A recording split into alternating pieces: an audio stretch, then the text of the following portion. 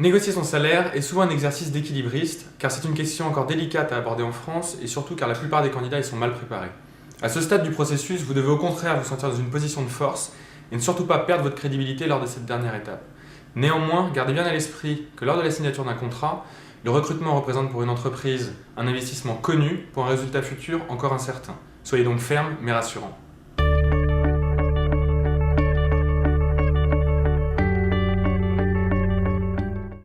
La première chose est d'abord de maîtriser un certain nombre d'éléments avant la phase de la négociation.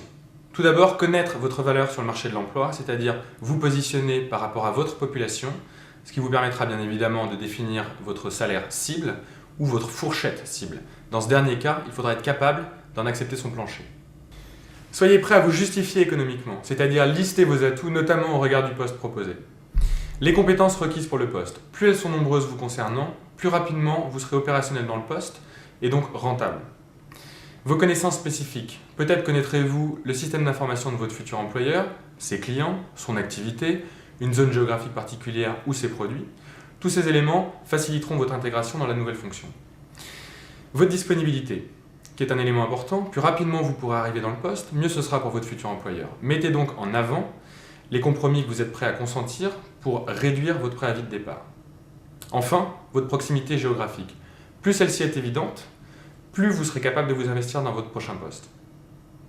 En opposant tous ces points aux contraintes de votre employeur, vous serez ainsi à même de lui apporter des réponses à ses problèmes et donc de vous positionner comme le candidat idoine pour le poste convoité. Vous êtes maintenant consciente de l'intérêt de votre candidature pour votre futur employeur. Il faut maintenant être capable d'identifier les éléments indépendants de votre candidature et qui pèseront dans la balance lors de la négociation salariale. Le niveau de responsabilité qui sera le vôtre, tout d'abord. Plus votre position est stratégique, plus les décisions que vous prendrez auront un impact sur les résultats de la société, et donc plus vous serez exposé et plus votre poste sera instable. Ayez conscience de cet élément. Ayez également conscience du niveau d'investissement de votre poste. Ayez conscience enfin de la teneur de la mission, c'est-à-dire certaines fonctions sont plus difficiles que d'autres, ne serait-ce que par la répétition des tâches qui sont à effectuer, les déplacements, ils peuvent être très nombreux, et les dangers. Tous ces éléments vont peser dans la balance lors de la négociation finale.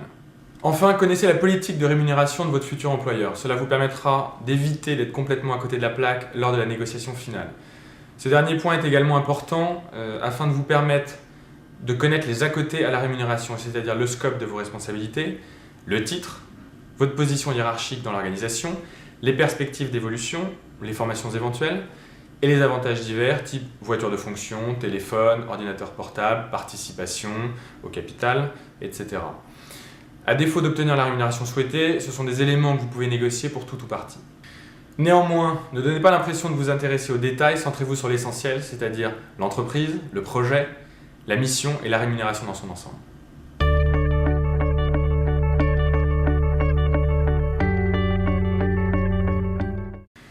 Il existe un certain nombre de signes qui doivent vous permettre d'anticiper la position du recruteur à votre égard. Reconnaître ces signes vous permettra d'être le plus en phase possible avec votre recruteur lors de la négociation salariale. Alors, nous avons besoin de recruter rapidement sur ce poste-là. Quand pensez-vous pouvoir vous rendre disponible? Alors, avez-vous d'autres propositions par ailleurs? Et si tel est le cas, comment positionnez-vous cette opportunité par rapport aux autres? Alors, dites-moi, que vous inspire ce poste et notre société? Alors, je vous demande tout simplement, monsieur, d'être tout à fait transparent sur votre sentiment vis-à-vis de ce poste, de notre entreprise, et si je peux lever le moindre doute sur quelque sujet que ce soit, surtout n'hésitez pas.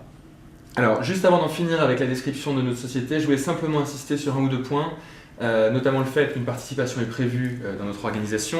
Nous avons également un restaurant d'entreprise et un CE qui peut vous faire bénéficier de nombreux avantages, sans compter que le siège que vous voyez aujourd'hui dans lequel nous sommes ne sera pas celui dans lequel vous serez amené à travailler si jamais vous nous rejoignez, puisque nous allons déménager au mois de décembre dans un environnement beaucoup plus agréable et beaucoup plus vivable. Alors, j'ai déjà parlé de votre candidature à notre président. Il souhaiterait vous rencontrer, même rapidement au terme de cet entretien. Avez-vous quelques minutes supplémentaires à nous consacrer dans ce but? Il est déjà tard, je vous propose de poursuivre cette discussion autour d'un déjeuner. Si vous êtes libre, je vous invite.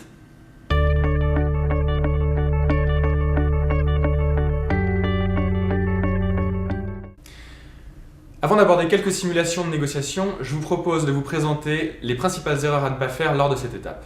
Première règle, évitez de parler salaire avant d'avoir fini de parler de vous et du poste. Dans la mesure du possible, retardez cette étape le plus tard possible lors du processus de recrutement. Si votre interlocuteur est trop insistant, donnez-lui une fourchette large afin de ne pas vous mettre dans une position défavorable pour la négociation de demain. Deuxième règle, évitez de parler le premier lors d'une négociation salariale. En laissant votre interlocuteur parler le premier, cela vous évite d'annoncer un chiffre très en dessous du budget alloué pour le poste. Ça vous évite également de vous décrédibiliser en annonçant un chiffre très au-dessus du budget prévu pour ce poste.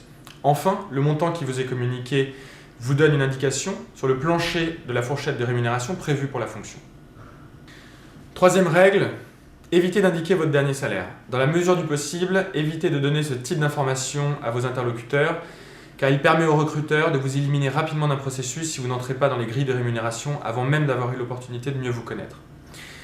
Malheureusement, les recruteurs se font aussi une idée subjective de vos compétences au regard de votre rémunération. Enfin, vous risquez de passer à côté d'une belle augmentation si le salaire prévu pour le poste est très au-dessus du chiffre que vous avez annoncé comme étant votre dernière rémunération.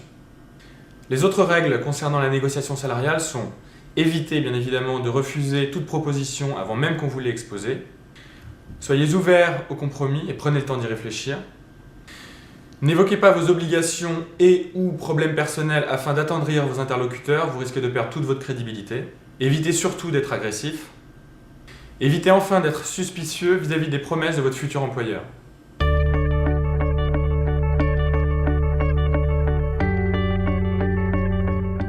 Abordons tout de suite quelques situations types de négociation salariale et la manière d'y répondre pour renverser la situation à votre avantage.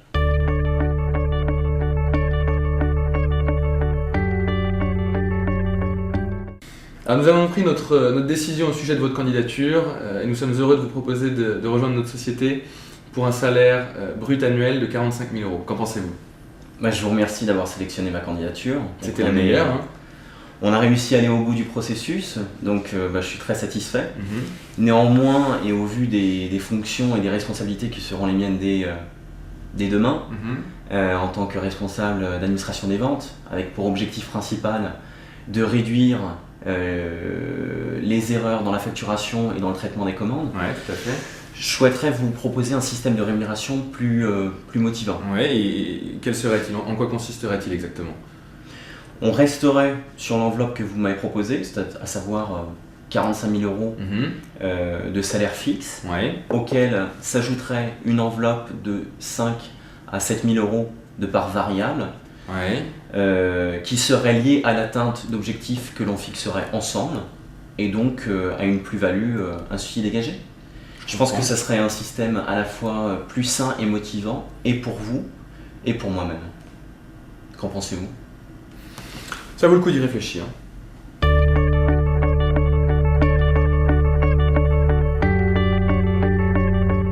Nous avons pris notre décision concernant votre candidature. Nous avons la joie de vous proposer de rejoindre notre société pour le poste que nous avions évoqué. Malheureusement, pas pour le salaire que vous souhaitiez, pour des raisons d'équité et de grille de salaire interne que vous comprendrez, j'en suis sûr, mais donc pour une rémunération brute annuelle de 45 000 €. Qu'en pensez-vous ? Écoutez, je comprends, c'est un peu délicat. Je pense à une solution alternative qui, je pense, est sans risque pour vous. Restons dans un premier temps sur les 45 000 € brut annuels que vous me proposez. Et revoyons-nous à l'issue de ma période d'essai. Si vous êtes satisfait de mon travail, on réévalue à ce moment-là mon salaire à 47 000 € comme c'était mon souhait initial. Je pense que c'est un bon compromis pour les deux parties.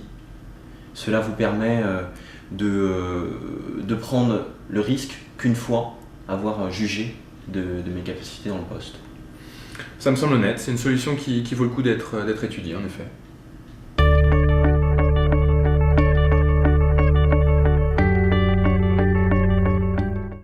Alors nous avons pris notre décision concernant votre candidature. Nous aimerions beaucoup que vous puissiez rejoindre notre structure pour travailler avec nous. Le problème qu'on a est lié malheureusement à la situation financière de notre entreprise que vous connaissez puisqu'on en a parlé.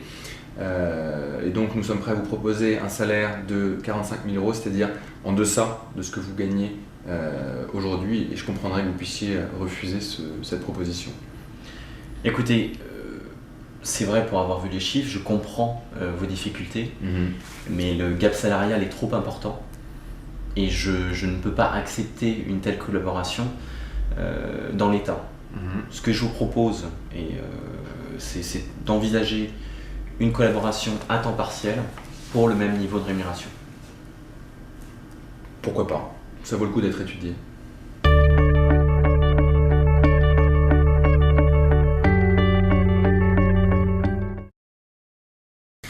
Alors nous sommes tombés d'accord concernant votre candidature et notre société a la joie de vous proposer de rejoindre ce poste pour un salaire brut annuel de 45 000 euros. Qu'en pensez-vous? Je vous remercie énormément d'avoir sélectionné ma candidature. C'est normal, c'était la meilleure. Néanmoins, je dois vous faire part d'une information. J'ai reçu en début de semaine une offre pour un poste similaire dans une entreprise qui est comparable à la vôtre. Cette offre, cette proposition s'avère supérieure de 4 000 euros. D'accord. Mon choix va vraiment vers votre société, et c'est le poste que je convoite. Que pensez-vous faire? Et si vous êtes capable de vous aligner, moi je pense être capable de m'engager oralement dès à présent pour votre offre. Écoutez, ça vaut le coup d'y réfléchir. Je vous propose de revenir vers vous dans les jours qui viennent. Très bien, merci.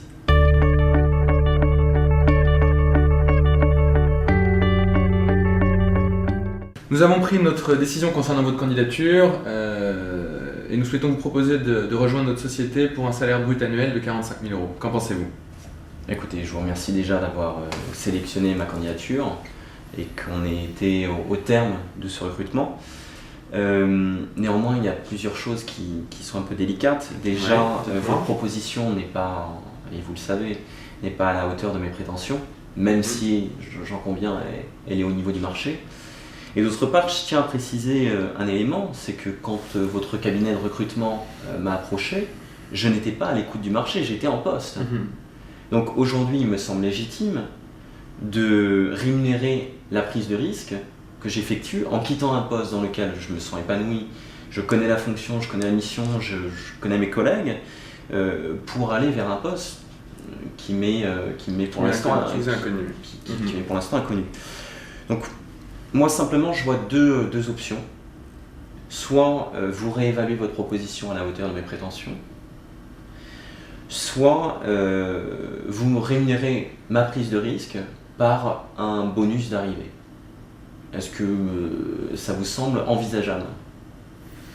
Écoutez, en tout cas, ça me semble pas inenvisageable, donc je pense que ça vaut le coup d'étudier cette proposition. Très bien, bah écoutez, je vous laisse revenir vers moi. Parfait.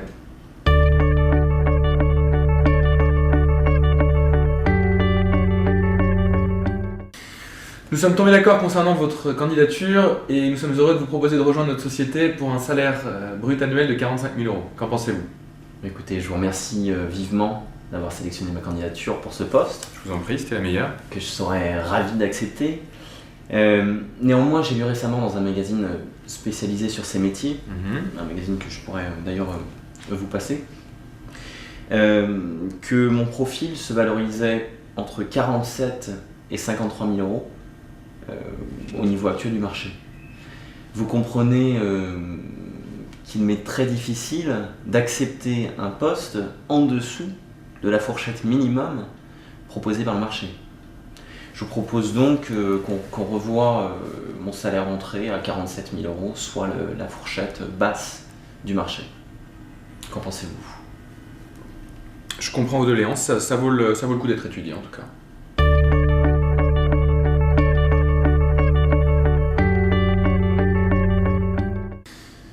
Alors nous sommes tombés d'accord concernant votre candidature et nous souhaitons vous proposer de rejoindre notre société pour un salaire brut annuel de 45 000 euros. Qu'en pensez-vous?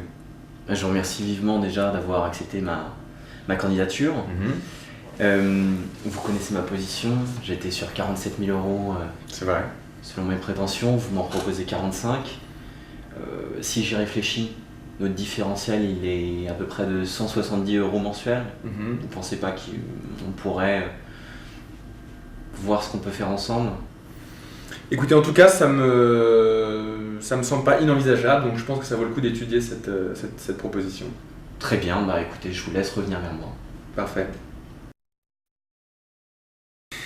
Voici donc les principaux aspects à maîtriser en amont de la négociation salariale, les objections possibles à opposer à votre interlocuteur lors de la négociation salariale. Gardez toutefois à l'esprit que la meilleure manière de négocier reste encore le consensus.